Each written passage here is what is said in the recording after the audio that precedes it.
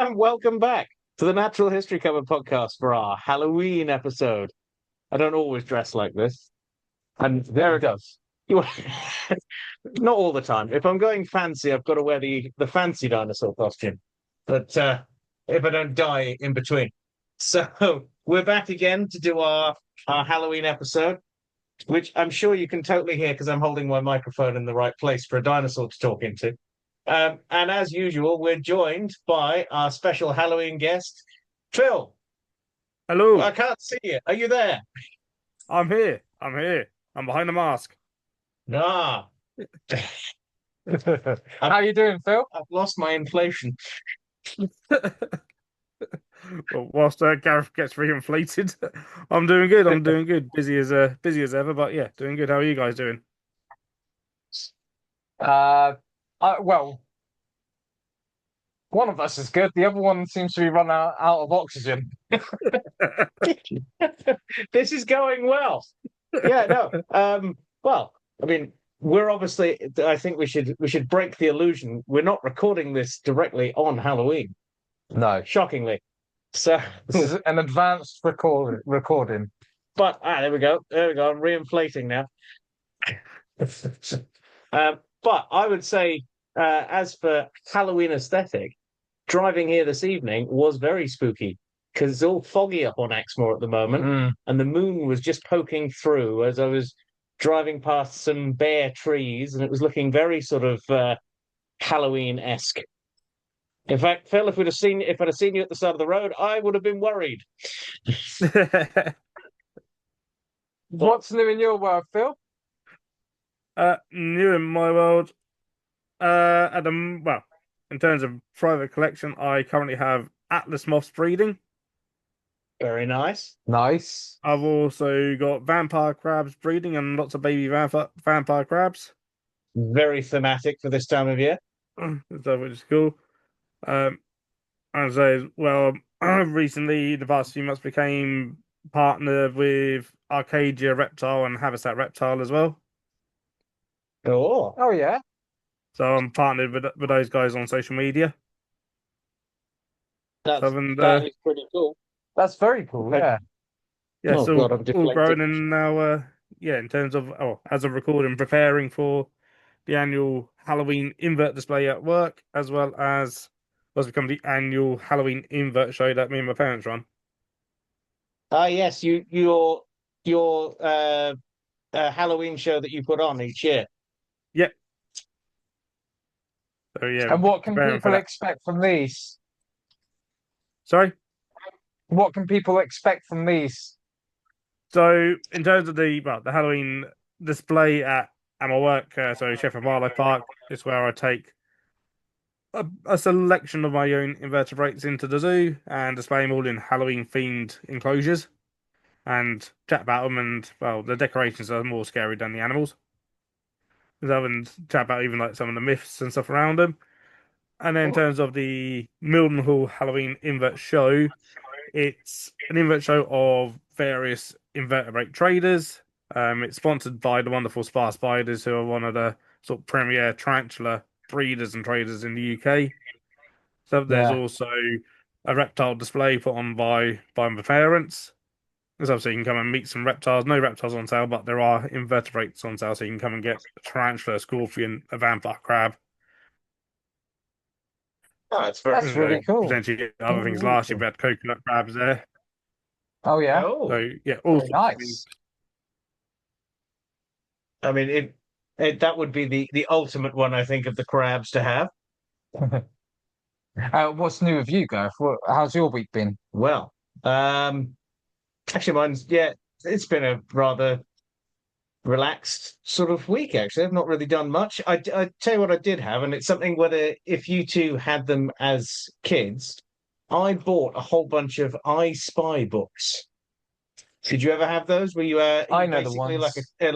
a little tick book, and as you saw different things, Yeah. you could tick them off, and it's got points, so you can basically add the points up for spotting things. Well, we got the bird book version of it, and started doing that with my son, who's Well, he hasn't spotted anything, but he liked the look of the grey wagtail, so Oh he's yeah. been looking for one of those.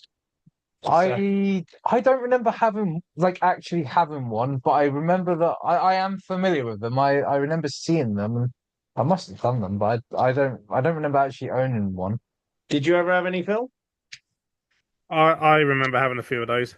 Yeah, as a kid, they were great fun. Yeah, they're a good way of getting into or getting kids into spotting different things, and Hmm. they were cheap as well. So, yeah, bought a few of them. So we've got trees and different things like that. So, yeah, it's about all I've done this week, really. Yeah, fair enough. What about you? To be honest, it's been a bit of a wildlifeless week for me. I've been concentrating on making a banoffee pie, which is which was very nice. I've not finished it yet, but it's As in, going you've well. not eaten it, or you've not finished making it? I've not finished making it. I need to make like the cream topping, but I thought it's one of my favorites, and I thought it's only right that I try and learn how to make one. So I just thought randomly I'm gonna do it. The weather's been a bit poor, or bit it's been a bit hit and miss this week. Yeah. There's a bit of a storm going on with Storm Amy. Obviously we're recording this in the past for people listening to this on Halloween. So yeah, but no, I like your outfits, guys. You got like Jason Voorhees hockey mask. I love the classics, and the inflatable Tyrannosaur. What do you mean? I'm a unicorn. Unicorn, sorry. Can't you see? I'm quite You're a clearly unicorn on Halloween, And yeah. Um, and nothing people didn't whatsoever. realize that Jason Voorhees is a fan of Natural History Covered. Of course. oh, nice. I mean, I think that was implied in all those films. I, was, I have to say I'm not a big horror fan because I find that they're like these kind of like paranormal activity and stuff like that. There's always like this formula to it, so I always know what's coming, and so it makes it funny for me. But I do appreciate the slasher horrors like Voorhees, Myers, Kruger. That I like that type of horror. Like, I suppose you nowadays you'd probably call it the more kind of Marvel-esque horror, but that's not what it would have started out like. I think my love of that came from like the Predator. Predator was probably the first kind of thing like that I watched. Predator's very good. Do Mm. like the Predator. Speaking as a Predator, what can I say? I like we've all gone down different avenues. You've gone for scary natural history. You've gone for a kind of supernatural demonic serial killer. And I've gone for a well, I've gone for a vigilante. Ah, So I'm well, taking it back from the right wing nuts because the Punisher wouldn't like the right wing. I've been reading Punisher comics since I was very young. There isn't a single thing in there that he's very much not a right wing supporter. So I'm taking the character back because I'm fed up of seeing them painting it on their police cars and stuff. well, Yeah. our standard Halloween fare, we will bring you three spooky species School and it. tell you a little bit about each one. So, well, let's get into that, shall we? Let's do it. It's the creature feature.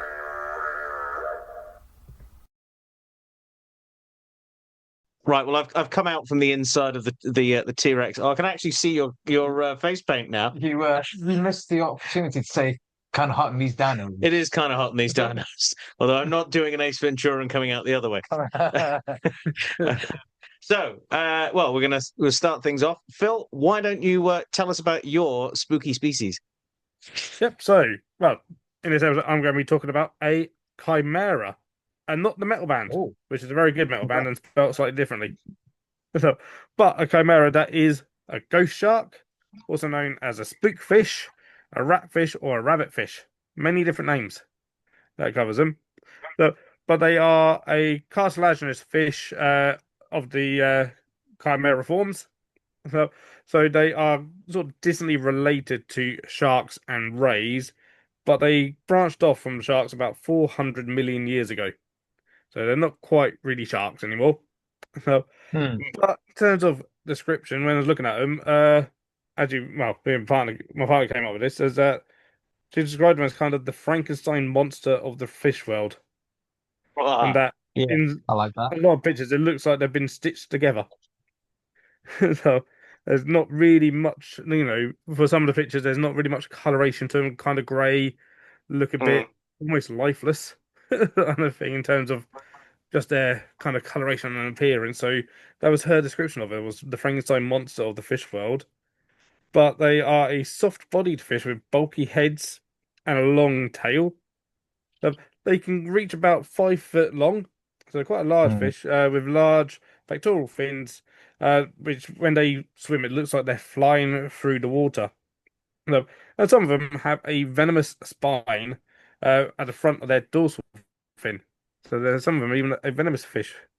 They use electroreception to find their prey. And then, unlike sharks, where sharks kind of continuously replace their teeth, these guys have six large sort of plates of tooth plates that are permanent.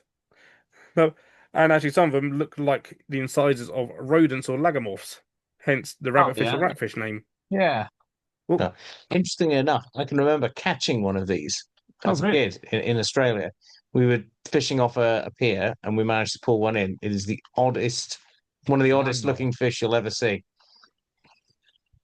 they really odd. When I wasn't too familiar with them, and then when I was sort of researching, I was like, these are really odd looking. Mm. Um, the eyes are actually backed with a reflective tissue, so then it appears as if their eyes are glowing in the dark. Hence, also there's sort of the ghost shark part of it, so it looks really, really eerie because it just reflects the light straight back at you. Mm. So, Had the tapered lucidum. Mm. very much so. And they inhabit sort of lots of temperate ocean floors, all the way down to a depth of 2,000 meters, but they don't inhabit the Arctic or the Antarctic oceans. Their diet is mainly of crustaceans, brittle stars, and mollusks. And they'll also eat fish as well. It's quite a varied diet. In terms of conservation, most of them are listed as least concerned or data deficient, but four of them are vulnerable and four of them are near threatened. Right. Mm. And their main threats are things like overfishing through bycatch. No, Yeah. but they are also caught in South Australia and New Zealand. And You all so, right? Gareth, so, and they're often sold as silver trumpeter or whitefish for fish and chips. Oh, right. Yeah. So people are eating the ghost shark, even though it's quite a deep sea fish. But they're not the more shallow ones, are the ones being caught, for and being sold for fish and chips. Which I found quite interesting as well. It's not you look at the fish and it's not necessarily one you think, yeah, that looks tasty. It doesn't. They don't look like they've got a huge amount of meat on them. Like, as in, No, they're not. They're very long and thin and tapered. So yeah, you wouldn't picture that being a nice, More. side of cod sort of thing. But I may have accidentally eaten one. Yeah. Whitefish, eh? Mm. yeah, and literally, and that was Accidentally. someone I found out there. The dolphins are sold as just whitefish or silver trumpeter, so not even as what they're normally known as. Yeah. And I mean, whitefish I can describe almost any fish that's got white flesh on it. Yeah. It really doesn't tell you what you're eating there. But, so there is those sort of concerns. I did find that there were some quotas in terms of the fishing of them, but quite often 1,000 tons of them are fished. A Wow. 1,000 tons. Is that like globally? Is it? It didn't really say whether it's globally or annually. It just said 1,000 tons, and I Hmm. couldn't find much more than that. So God, I even would if that's just hope that's bycatch. globally and annually. Yeah, Kind of thing, and even then, that's a lot. that's a lot of Um, fish. sort of thing, and a lot of that, for one that you wouldn't necessarily think of as a food type fish. So, but where the quotas are in place, they are making a comeback, and numbers are starting to be restored, which is especially for the species that are vulnerable and near threatened. But like I say, Mm. most of them are considered least concerned due to being data deficient. Well, that'll So, be in places that actually respect their marine protected zones, not like the UK. Mm. no. Yeah. But no, they're super, super interesting fish. Because they're cartilaginous, their bones are made purely of cartilage. So, and of which, so they're quite sort of squishy in a way. Okay. And then along their mouth, they've got lots of electroreceptors, which almost look a bit like the heat pits in a lot of snakes. Yeah, And so it's a really for cool finding their feature of food. them. In terms of their eggs are like what we would call a mermaid's purse. Yeah, Often, so kind of very similar to a lot of shark eggs. They're quite leathery, with Yeah. sort of tendrils on them. Of which are even, I believe they will kind of stick those into the ground, or sort of into the seabed. A bit like horn sharks and Port Jackson sharks, which sort of screw them into the rocks and Yeah. the ground. Yeah. So, I mean, yeah, and the males employ the claspers like sharks do, for the internal fertilization of the females, and then yeah, the females lay the eggs with spindle shaped, within spindle shaped leathery egg cases. Would you like to know where this is the fact that I couldn't quite remember, but I've just checked and made sure it is accurate. One of the pairs of claspers on the males. Do you know where they are? Where? Do you know where they are, Phil? I don't. They're on the forehead. They have some of their genitalia on their forehead. No, I can't say that's fabulous. Yes, I've very much toned the referencing down there. So you could name one a male. You could name Richard Cranium. You probably could, yeah. I found a way to say it. Yeah. That's an oddity in itself. Yeah, that didn't come up that was not mentioned in any of the research I'd done. That little bit. Ah, I focused on the really key point there. They weren't something I was really all that familiar with at all. I have to say, but yeah, reading on things from the Smithsonian and the Florida Museum of Natural History, that's where I got the bit about the fish and chips. Yeah. That was super interesting to me.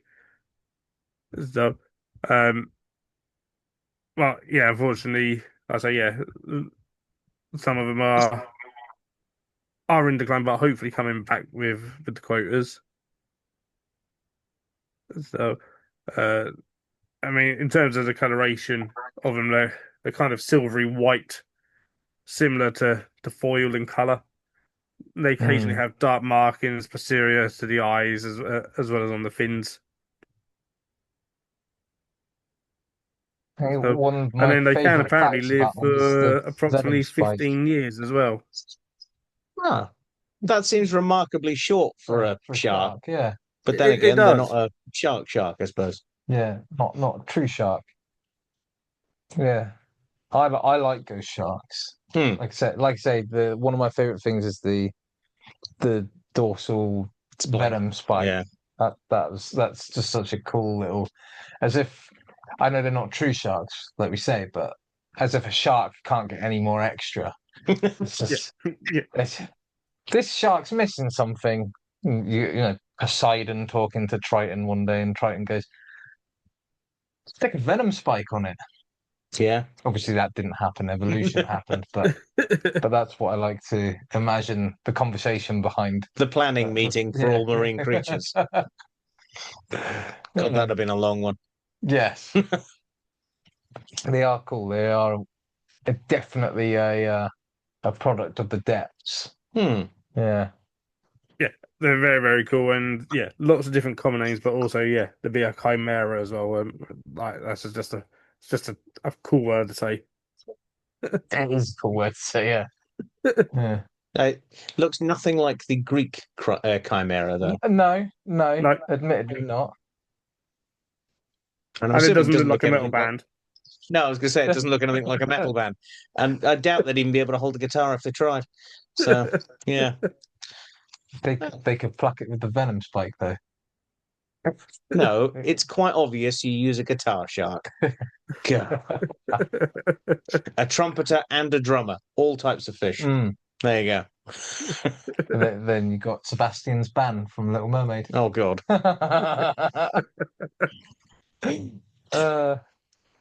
I bet Jason Voorhees wasn't expecting to hear a Little Mermaid reference. That's two very polar opposing films right there. I'd like to see the crossover. It'd be interesting. It'd be interesting. Little Mermaid in Lake. What's the lake called? Crystal Lake. Crystal Lake. Thank you. Yeah, the Little Mermaid based in Crystal Lake. And Voorhees is the prince she fell for. Oh And God! instead of turned to stone, she was shagged been- by a machete. No, she's been cut up and she's been sold as whitefish in the local fish and chip shop. Oh no. It's a cool fish though. Yeah, very. It's a cool fish. I don't know if Gareth told you this, but I thought I was doing Ghost Shark up until about 11:30 last night. Yeah, I kind of messed that up.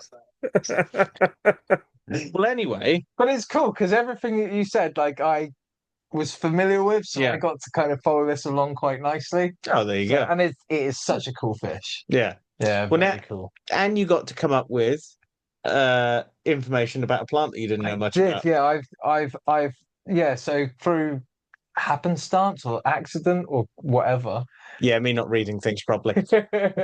I've ended up doing a plant, which that's the bit that I'm confused about. How did you think I picked a plant over a Because shark? occasionally you've done things like that.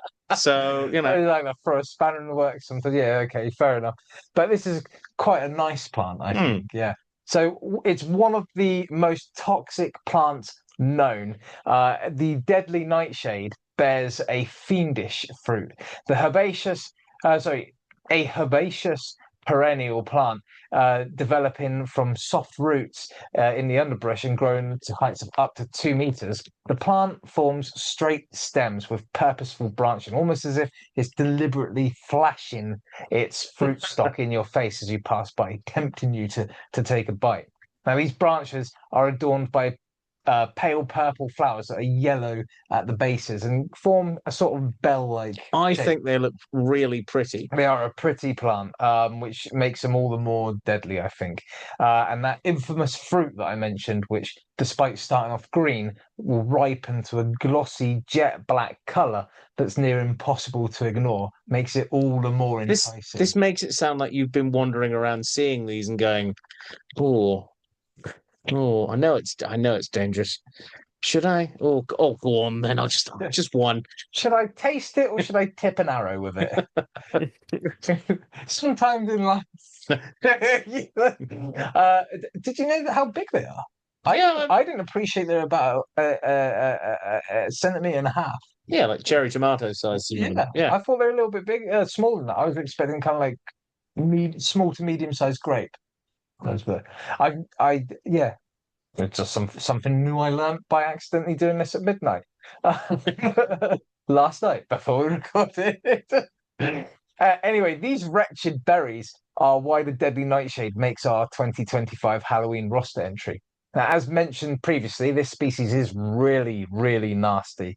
The tropane alkaloids running through every single part of this plant are where the danger comes from. So these are alkaloids that, depending on the type of administration you take or the concentrations in which it's being consumed, can cause psychoactive effects at best, but at worst, this will end up with problems with the nervous system and the mobility of the victim, as well as completely strip you of your higher cognitive functions. In other words, it's a bad day. Yep. In the plant form itself, untouched and unchanged by human hands, consuming the deadly nightshade will gift you with a wonderful experience of confusion, constipation, convulsions, deliriousness, extreme dry mouth and throat, hallucinations, headache, the inability to speak, loss of balance, complete mobility loss, nausea, photosensitivity, problems passing urine, rashes, swellings, tachycardia, vision impairment, and ultimately, of course, even in tiny doses, this plant can mean death. I like how that was sort of an A to Z of all the things that are really going to mess your day up. Things that basically your menu of delights if you decide to be an idiot and try one of these, which someone did not long ago. A woman, it's very serious actually. Woman confusing for blueberries, I think. ate them, and Oh, yeah, it obviously it didn't end well. So yeah, not nice.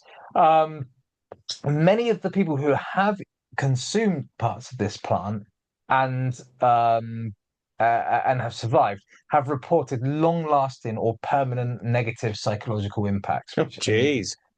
are kind of obvious, I suppose. So clearly, consumption of this plant outside of its extremely strictly controlled doses included in medicinal applications essentially punctures your ticket with fate. And that's a really nice segue into the other scary part about the deadly nightshade. Its name. Now, you might be thinking that I'm referring to the common name because the words deadly, night, and shade are all very fittingly Halloween-esque. Yeah. But I'm actually referring to the scientific binomial name, specifically the genus name. That's where I think the terror should be. And we would have, most people would have long forgotten stories about this character. But the genus name, Atropa, may not sound like much to most people. You're No. looking like it might be familiar. No. Are you familiar with the name Atropa? I'm not. No, I don't think so. Good. Because that's going to be fun to talk about then. Atropa in this case refers to Atropus, a being so terrifying, so cold and merciless that even Zeus, despite being able to command her, feared her. Atropus literally translates from ancient Greek to mean without turn. So the name could be taken to mean the unturning one or the inflexible one. Either way, it references her lack of bias, preference, or corruption. Her coldness, much like Thanos in Marvel, I suppose. I knew you'd get it into that into some sort of Marvel. Okay. Her coldness was fair. It didn't take sides and couldn't be swayed by pity or other emotions. No matter who or what you are, Atropus was inevitable. And I don't mean that specific part as a Marvel reference. That is literally what she was referred to as in ancient Greece. She was Atropus the inevitable. She's one of the Morai, which are the three fates, of which she is actually the third, and I think the oldest, which arguably makes her position the most feared of the three sisters, if you know what their roles were. She cuts the thread of life. Exactly. In popular culture, these are often depicted as three extremely ancient witches that share an eye and a tooth. But in my memory of Greek mythology, I don't recall them being that way at all. In fact, whilst Atropus is the eldest sister, none of them physically appear notably any older or younger than any other deity of the Hellenic world. My brief efforts to remind myself about them via internet and books last night late. And watching the Hercules Disney film. Oh God, no. But my research last night supports this and also reminded me of the three sister hags known as the Greys. Now, these were the ugly witches or witch-like deities that shared an eye and a tooth. And they are also sisters of the Gorgons, but they are not the same as the three fates, of which Atropus is part of. That merging of the beings is the result of predominantly Abrahamic Hollywood influence, the same influence that can't conceive of a god of the underworld, in this case Hades, without equating him to Satan, despite Hades being a frightening yet benevolent deity, according to sources. But I'm going off on a real tangent now. A little bit. So the Fates weren't goddesses per se, not like the Olympians anyway. They are daughters of Nyx, or the night, that they basically shared their kinship with the primordial deities that predate even the Titans. So this is before the Titanomarchy and the Gigantomarchy. Their collaborative role was to ensure that everything had a beginning, a destiny, and an end. But each of the sisters had a unique role within their shared mission. Clotho, who means the spinner, and there are species named after Clotho, used a distaff and a spindle to spin the string of life for every single being born, whether they be mortal or immortal. Lachesis, whose name means lot drawer, basically measured the string that came off Clotho's spindle. And finally, Atropus, as you quite rightly said, Atropus was the one who would hold the thread of life once Lachesis had measured it and cut it at the length that represented the lifespan of that individual. So Atropus was responsible for your end, a scary concept even for a god, especially when even her commander Zeus couldn't bribe her. It's where you get the term atrophy, or yeah. That's correct, yeah. And that is so fitting for a plant that very minimal doses could end your subscription to life. I realized that ended up being a 50-50 plant and myth kind of feature, really, more than I'd actually intended. So I'm really grateful if you did humor me through that. But I wanted to kind of give you a brief return to the pop culture corner as a means of relating just how deadly the deadly nightshade actually is, and how fitting that scientific name is in terms of that toxicity. The plant has a really strange beauty to its deadliness. The berries being reminiscent of obsidian to a degree. Mm. And oddly enough, some animals in Europe and Asia actually do eat them because they taste sweet. I think birds are one of the biggest consumers of. Exactly. The birds are the main propagator of their seeds too, Yeah. by dispersing it in their poo. But yeah, that is the deadly nightshade and Atropus, and it's inevitably sinister existence if you decided to try and consume that. If I remember correctly, it's in the same family or the same genus, Solanum, which is the same as tomatoes. I think so, yeah. So I mean, not. I don't think it's the same genus, is it? But it's related. The genuses are closely related. It certainly looks tomato-esque, Yes. and original tomatoes before they were domesticated would have been much like this, I'd imagine. Very toxic to eat, and certainly wouldn't have done you much good. Yeah, well, every part of a tomato plant's toxic to a lot of animals still, isn't it? Yeah.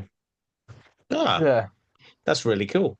So- Considering that you it was mostly Greek mythology stuff. That's good. It's good because it fits nicely with all this other. It was a fun one to look into See? just because of that. Plants are fun. I'm starting to cook in this thing, you know. My face is going like as if someone's commented it. This is what we go through. Do you not see? Are you not entertained? Are you not entertained? Right. Well, I'm going to bring things home, as it were, with my spooky species. Well, brave listeners, let's dive into the darkest depths of the ocean, where the light fades, the pressure crushes, and the creatures of nightmare drift silently through the black. Right. And your mouse dies when you want it to whir. Whoa. Hang on. That kind of kills the atmosphere. Right. Well, down at more than 3,000 feet below the surface, the sunlight is long gone. But one strange being still glides through this eternal twilight.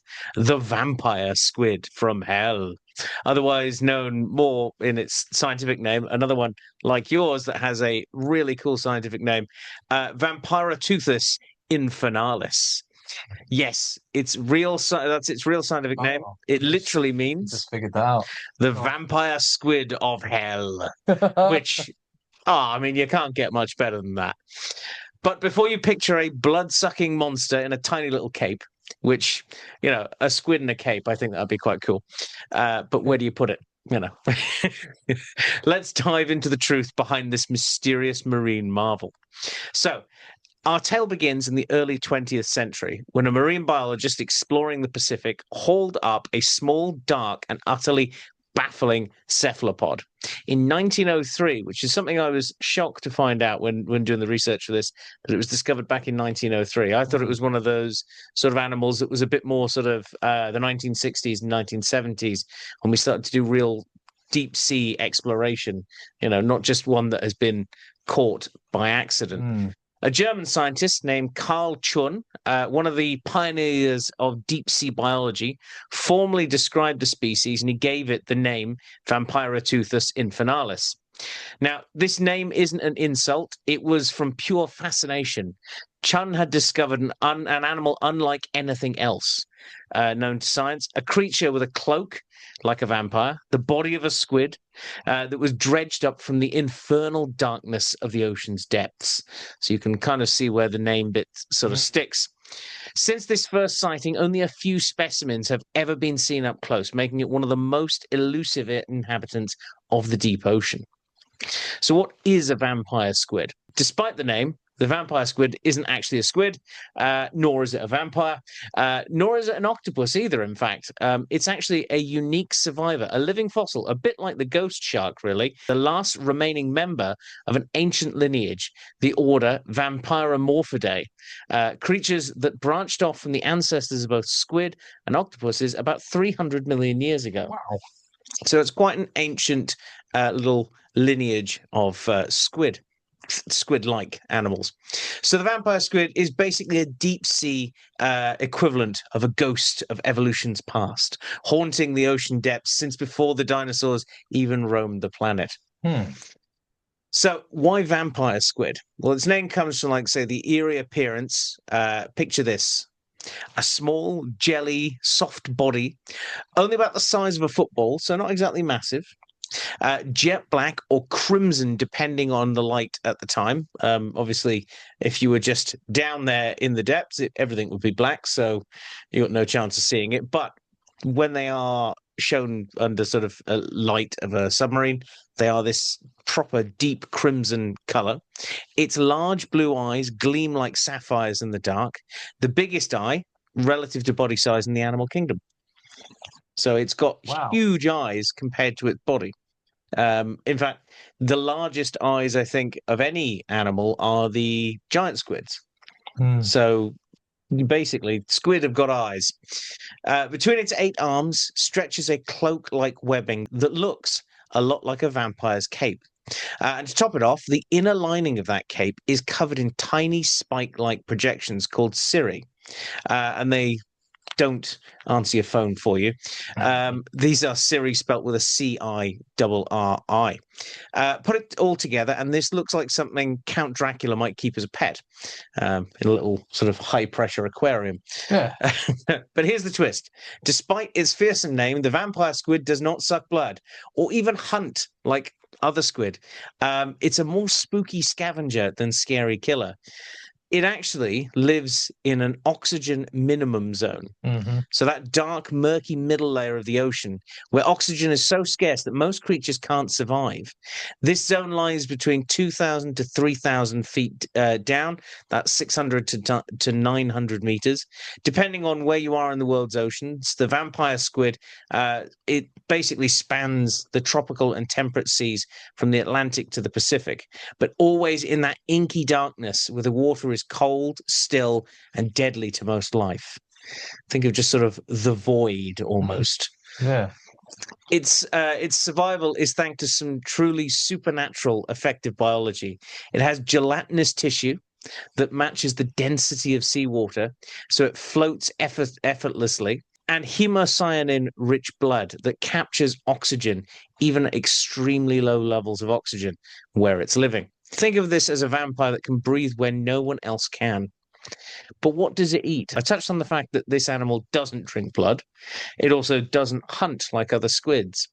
But this is where it really breaks all expectations. Not being a hunter, it's actually a detritivore, meaning it eats drifting bits of organic debris that fall through the water column, poetically known as marine snow, which is basically...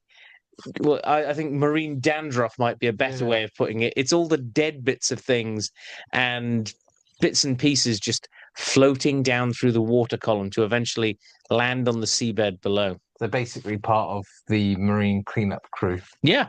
Deep sea. It uses 2 long, thin filaments, sort of like fishing lines, that extend directly beyond its body. It collects particles of dead plankton, fish scales, fecal matter floating in the water. It then gathers this ghoulish buffet with its arms and covers it in a mucus before munching away. The vampire squid from hell is actually a delicate deep-sea janitor, slurping up ghostly snowflakes of ocean gunk. So if that's not spooky and strangely endearing, I don't know what it is. Yeah, I like the idea of this should be called the janitor squid or something. But you might think living in this sort of bleak void of an oxygenless part of the ocean, there's nothing that really challenges it.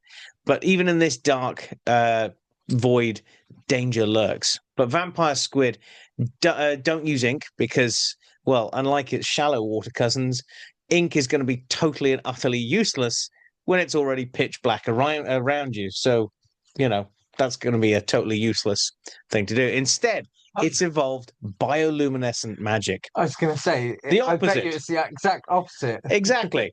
When threatened, it can burst into a flurry of glowing blue sparks, a dazzling light show from special organs called photophores on its body and arms that suddenly illuminate the startled predator and gives the vampire squid just enough time to vanish again into the darkness. If the threat gets too close, this is possibly the coolest thing that this animal does. It can flip its webbed arms inside out, wrapping itself in its cloak and showing off its spiny underside, a move scientists have called the pumpkin posture, which is also perfect for Halloween. This is the ultimate Halloween species, I feel. To a predator, it suddenly looks larger, more menacing, and definitely not worth trying to mess with.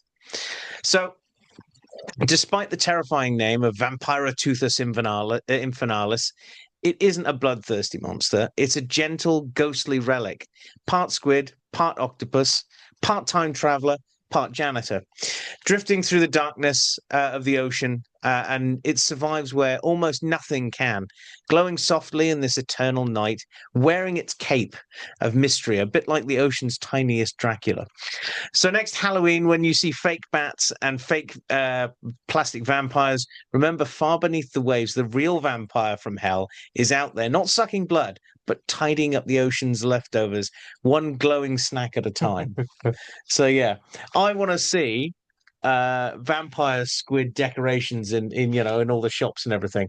Guaranteed, they'll almost certainly have a skeleton of a vampire squid in. Of course. As they always do. But yeah, that's the vampire squid for you. I think that's a cool animal. I think they're awesome. I mean, squid. There's so many species that I can't believe we haven't really touched on squid that much. No, we haven't. But I don't think we've done any. We've done cephalopods. Yeah, but that's it.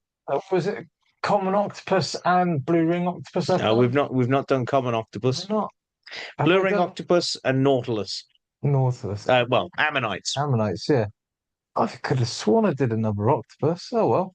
Mm-hmm. Well, now you have done. Well, there we go. Yeah.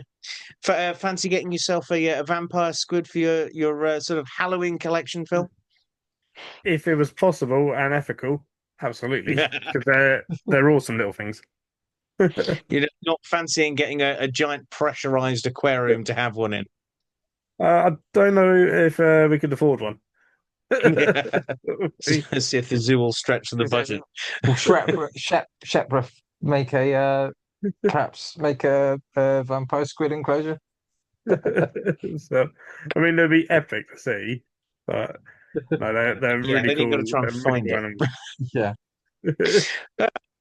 Oh, there you go. Well, shall we move into our Halloween? I couldn't say that then.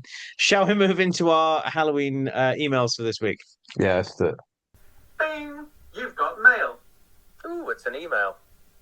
Right, well, we're into our emails for this week, and we're going to do a bit of time travel now, actually, because of how we're filming this in order. We're going to skip forward in time, I believe. Yeah, skip forward in time now. Yep. To us reading the responses to this week's question, which was, what is your favorite deep sea odd looking creature? So we'll time travel Wayne's World style. Right. Well, we are here from the future past present because our past selves are currently sitting there in Halloween costumes. They are. Yeah. So we've traveled forward in time, as time usually does, to give you the answers to the question from this week, which was, what is your favorite deep sea oddity? We've talked about various different deep sea oddities over the years, and this is what your comments are. Aaron, take us away. So yeah, our first comment, comes to us from Abhijit Bukar, who says the crushed submarine pod of that billionaire. Not technically an animal, I suppose. It's an oddity, though. Yeah, it's we don't definitely actually an oddity. specify animal. We do. That's a good point, actually. I actually watched the documentary on that the other day, and was there already a documentary on it? Yes, it's like near criminal. Yeah. What, But the actual company that everything about and also goes against engineering, like completely against engineering. well, since when have billionaires listened to engineers? Anyway, so Spencer Seams is next, and he said it's got to be a tie between big fin squid and anglerfish. Two very cool species. I mean, we were talking before. I think you could pretty much just fill this list with squid because they are so many, they're so varied, and they are odd, but brilliantly so. Yeah. And Epi Aurelius says volcano snails. They're pretty cool. Yeah. They plate themselves in iron, if I remember correctly, to live around volcanic vents. Jen Babs has said the blobfish kind of looks like the uncle who was questioning why I like dinosaurs. We're returning to that. And all the comb jellies and similar things. Hubby said lanternfish or flashlight fish. Yeah, lanternfish, pretty cool. Blobfish, also really cool. I think they get a bad rap because you only ever see them out of the water. You don't see them in their, I'd say, less iconic state. Because they in their natural habitat. Fish-like. Yeah. But yeah. And finishing things off with my other half. Yeah, finishing off with your other half. Nudibranch bathydoris. They're pretty cool looking. Yeah. Well, to be honest, a lot of the nudibranchs are really cool. I can tell you now, she likes sea slugs. Yeah. Just always had a big fascination with sea slugs. And in fact, there you go, if you're watching this, crochet some sea slugs. That'd be pretty cool. There's there is one which I'm pretty sure I saw in the news. There's one locally being found at the moment, which is really colourful. I mean, they are surprisingly cool things, sea slugs, But yes, there you go. There's your comments from what you think is the most interesting marine oddities from all around the world. So let's return to us in the past in costume. In the past, but in the future, because they were recording for the future. Yeah. Yeah. And your future past banoffee pie. Time displacement stuff, which has now been consumed completely. Ah. Yeah.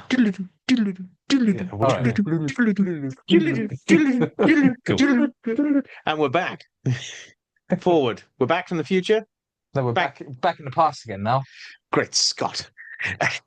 Well, anyway, what we didn't get a chance to do in the future, past, present, where we were, is ask you, Phil, what is your favourite deep sea oddity? I really think, well, it's kind of come fairly obvious to people that know me, probably, in terms of what I kind of keep a lot of privately. So, and Gareth probably can kind of has as a guess here of what I might be about to say. Do you have a guess?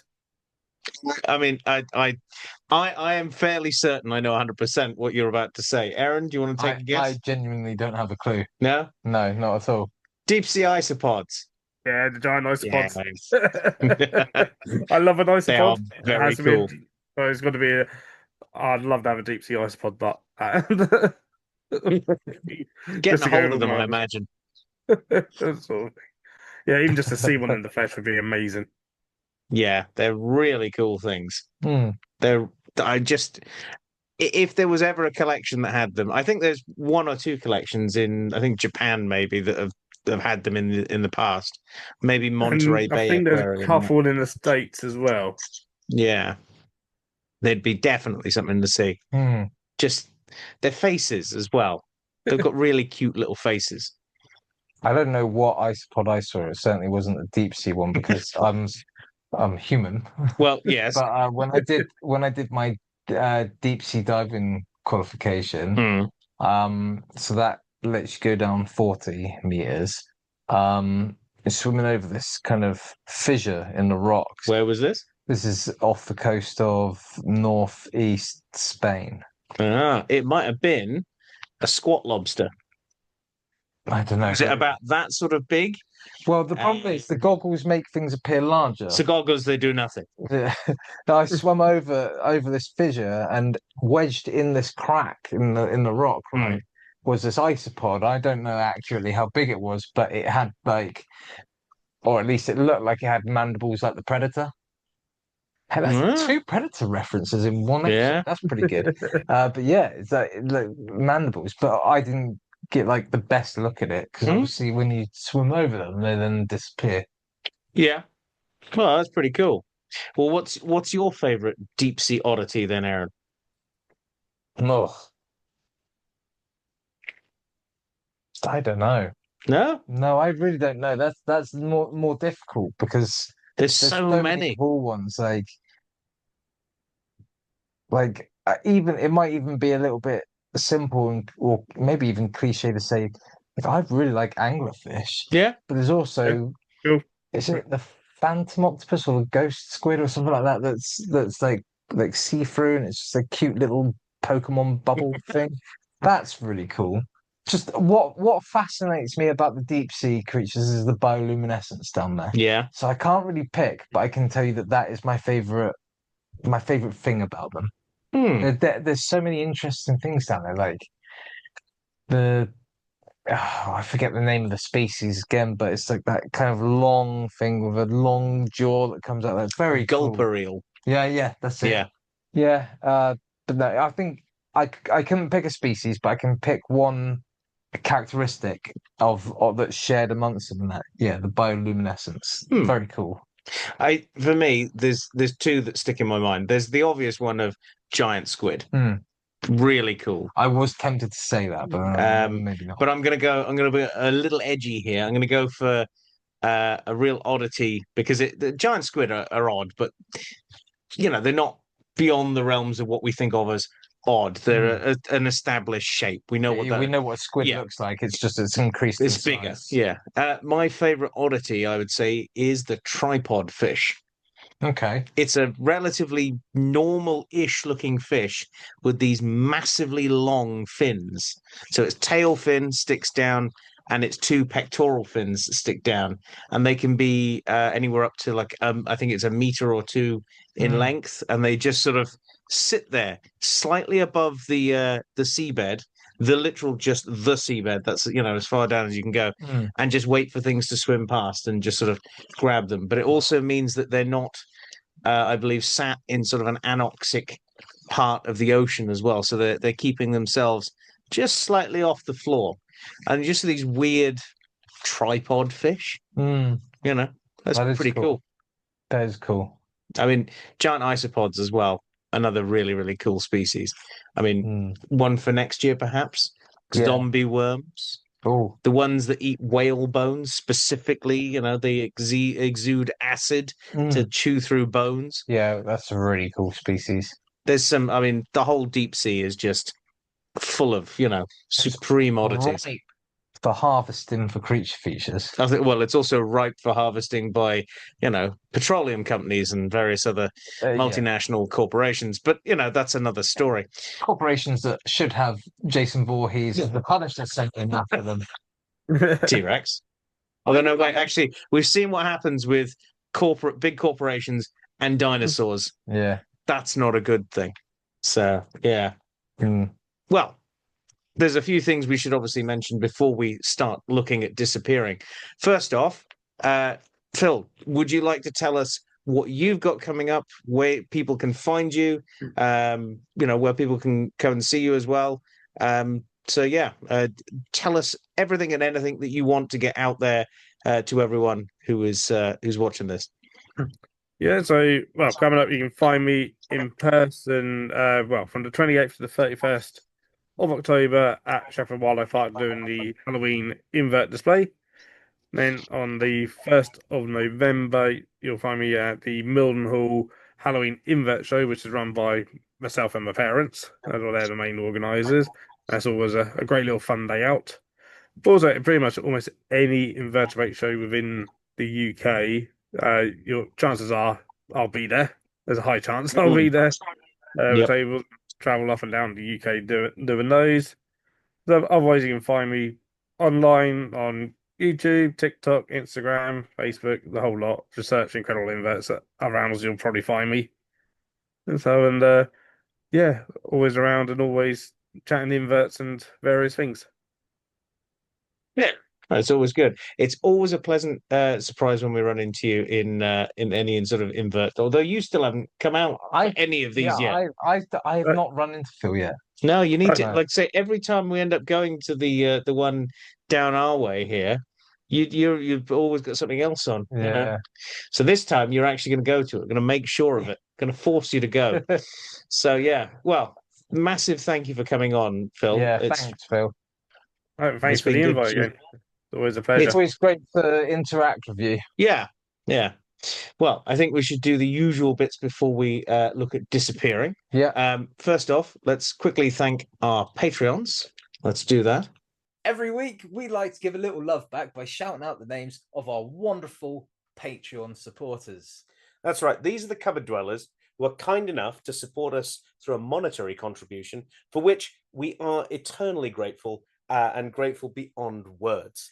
And those people are, of course, Fogtober, Jen Greenhall, Connie P, Chelsea McKee, Nick to Nick, Owen Cox. and Matt Geddy. Guys, your financial contributions are actively helping us out here in the Natural History Cupboard in a myriad of ways, including developing our new studio, planning excursions and being able to go out and film on location, considering technical upgrades and actually making the jump from a solely audio-based podcast to the now growing YouTube channel. And we really can't thank you enough for that. Now, we appreciate all of our cupboard dwellers and the support you offer us through listening, liking, sharing, and subscribing. But if you feel we've earned it and you're considering joining our Patreon, there are two options through which you can do so. That's the Nature Nerds and the Animal Ambassador tiers, which you can find on the Patreon website or links through our social media as well. And each one having different benefits for you to enjoy. And now back to Gareth and Erin in the studio. So a massive thank you to our Patreons there. We really do appreciate everything you do for us. Yeah, that pretty much brings us to the end of this week's Halloween episode. Erin, massive thank you. Thank you. Yeah, thank you. And of course, massive thank you to you, Phil, for coming Thank you. along and telling us all about the ghost shark. A huge thank you. A thank you bigger than all the other thank yous. Yeah. And a massive thank you to you at home for joining us. And we will see you next time here in the Natural History Cupboard. Bye. Bye. Bye. The stupid joke of this week is, Oh, make it a good one. what is a vampire's favourite ice cream? Dunno. Vanilla. Oh, that's bad. I'm gonna eat you now. Well, Well, what about this one? What about this one? What do witches put on their bagels? dunno. Scream cheese. No. That's it. Ah!